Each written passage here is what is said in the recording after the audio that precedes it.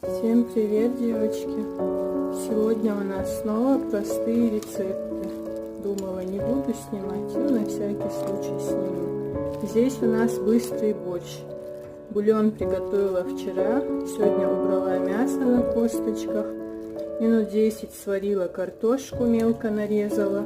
Сейчас несколько минут варится капуста.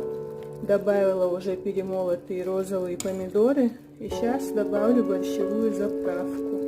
И все, наш быстрый борщ будет готов.